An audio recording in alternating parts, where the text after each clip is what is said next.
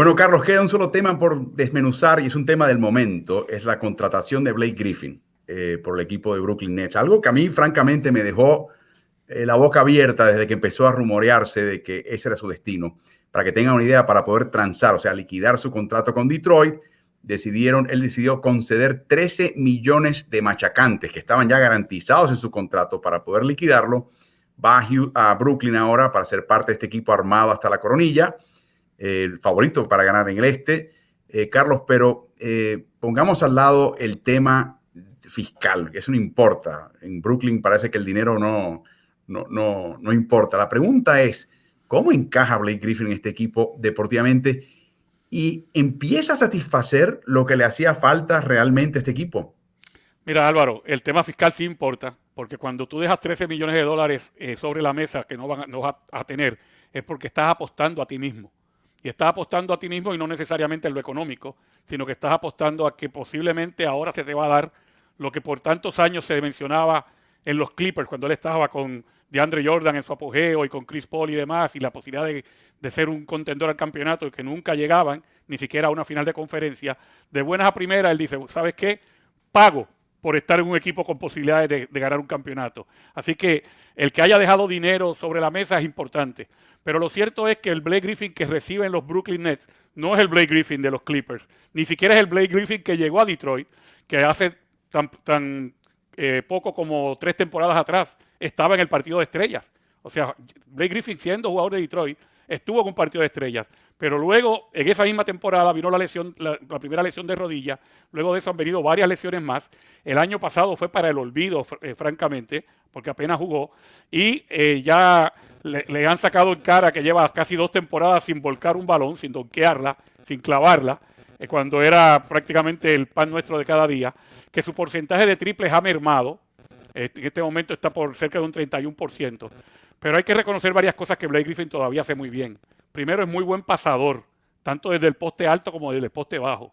Pone buenos bloqueos y luego se deja ir hacia el canasto o se abre de nuevo, no con tanto éxito hoy día como el que tenía antes, pero se abre para el triple y lo ha hecho bien en su carrera. No va a ser una figura sumamente importante, no todo va a caer sobre los hombros de él porque ya ese equipo de Brooklyn está armado y es un veterano con experiencia que sabe jugar en playoff, que pudiera tener cierto liderazgo también en el vestuario. Así que yo creo que Blake Griffin está apostando a eso, a que él puede ayudar a un equipo de los Nets, y los Nets dicen, no nos viene mal para nada. O sea, está ahí, si puede darnos minutos por encima de Green, o nos puede dar minutos por encima del mismo DeAndre Jordan, o no nos da minutos, pero nos da respaldo en la banca y en el camerino, hey, bienvenido sea. Así que yo creo que los Nets no están perdiendo nada. Claro, si fuera otro tipo de persona, posiblemente estarían arriesgando la química del equipo, pero yo no creo que ese sea el caso. Vamos a repasar un par de cositas. Mencionabas de la protección del aro, la posibilidad de que juegue con un pivot falso en los cuadros de reserva de este equipo. Este jugador, sí, promedia 4.5 asistencias en toda su carrera. Eso es extraordinario para su posición. Un chico que mide 2 metros 6, 6'9". Nunca jamás en una temporada, aun cuando estaba saludable, Carlos promedió más de una tapa por partido. Nunca, Ni más nunca. ni más de un robo por partido tampoco. Por eso. Este año ha dado un total en 626 minutos con Detroit, ha dado 2 tapas. 2 tapas en 600 y pico de minutos. Es el único jugador en la NBA con más de 150 tiros al aro y ni uno de ellos es una clavada, es una volcada. O sea, ya él no tiene el resorte de antes. Yo digo, bueno, lo colocas como falso pivot en cuadros reserva de este equipo y digo, pero un momentito, ese no es el papel de Jeff Green, que dicho sea de paso, lo está haciendo muy bien para Brooklyn. Sí, de hecho, esa es la situación. O sea, yo creo que la llegada de él va a traer una revolución en términos de lucha por minutos.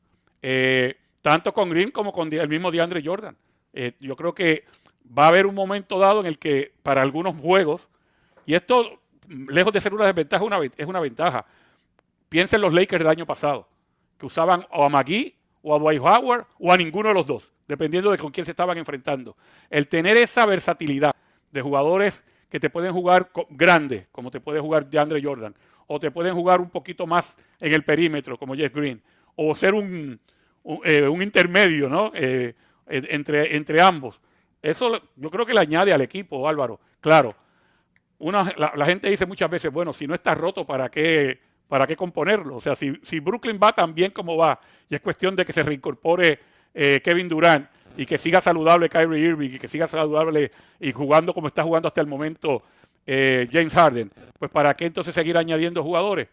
Yo siempre digo, si fuera un jugador que fuera a traer problemas y que te pudiera dañar la química, yo no lo traería, pero yo no creo que ese sea el caso de Blake Griffin y es el caso de tener otro jugador más ahí por si hace falta en un momento dado. Un par de comentarios más. Recordemos que recién llegó de su lesión Nicholas Claxton, el jugador de segundo año, que a mí me encanta ese jugadorcito, y también se vería afectado adversamente su participación en cancha si van a darle minutos a Blake Griffin, pero imagino que el caso de Brooklyn ahora es ganar el campeonato ahora sí o sí. Y por último, Carlos, si es verdad que si estaba el 31% de triple, lo marcaban mucho más en Detroit, lo van a marcar mucho menos si comparte la cancha con ciertos jugadores de Brooklyn.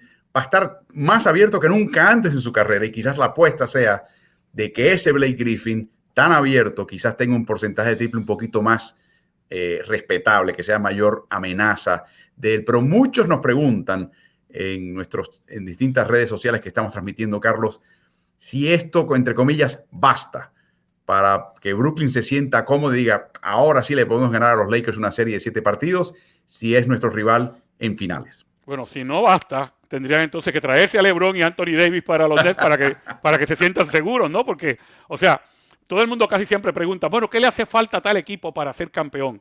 Es que no hay garantías. Cuando tú tienes un gran equipo, no hay garantía de que vayas a ser campeón, pero de que tienes ya el material para luchar por un campeonato, que es a lo que debe aspirar cualquier equipo de los de arriba en la NBA, no hay duda alguna de que los Nets tienen ya lo necesario. Bueno, ya se perfilan como el candidato a ganar el este. Algunos dicen que es el candidato a ganar las finales de NBA, pero precisamente Carlos y yo siempre le hemos dicho, para eso están los partidos, para eso están los playoffs, y todavía Brooklyn tiene que empezar a buscar una manera de que esa defensiva sea un poquito mejor que la peor de toda la NBA.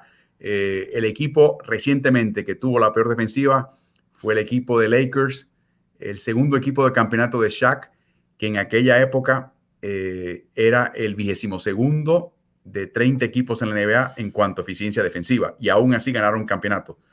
Me imagino que Brooklyn esté tratando de ganar un campeonato de la misma manera. Sabrán que nunca será un gran equipo defensivo. Creo que hay cosas que se pueden hacer en ese rubro, pero de nuevo, para eso está la segunda mitad de la temporada. Y dicho sea de paso, Carlos, el itinerario restante de Brooklyn es entre los 5 más asequibles, más fáciles en cuanto al porcentaje ganador de los oponentes que hay en toda la NBA. Así que es un experimento. Unieron a los viejos amigos Blake Griffin y DeAndre Jordan. Recuerden que fue Griffin quien aprisionó a Jordan cuando iba a firmar contrato con Dallas, o lo firmó y decidió retirar su compromiso y permanecer con el equipo de Clippers. Así que son amigos carnales de mucho tiempo. Ojalá funcione, pero no creo que se debe esperar mucho del impacto que pueda tener Blake Griffin. Ojalá le vaya bien, ¿no? Sí, definitivamente. Lo que sabemos es que el Lob City no viene de Los Ángeles para Brooklyn, porque ambos han perdido facultades. O sea, se puede hablar de Blake Griffin porque lleve casi 2 temporadas sin una volcada, pero en el caso de DeAndre Jordan, que todavía sigue siendo un jugador importante en las aspiraciones de los Nets, pero no es el DeAndre Jordan de Los Ángeles Clippers tampoco. De esta manera concluimos esta sesión de streaming live por las distintas plataformas de Ritmo NBA. Agradezco, por supuesto, a nuestros invitados, José Pañeda, @La Voz del Heat, el equipo de Miami, a la voz del equipo de Houston, Adrián Chavarría, y por supuesto al coach Carlos Morales. A Carlos lo pueden hallar en sus cuentas de Twitter, @Coach C. Morales, de Instagram, @ElCoachCMorales. Y en nuestro caso siempre recuerden, no solamente denle like o retweet, las interacciones siempre se agradecen, pero seguir las cuentas es importante. Sigan el canal Ritmo NBA-NFL por YouTube, sigan la página de Facebook Ritmo NBA, sigan la página de Twitter e Instagram de Ritmo NBA.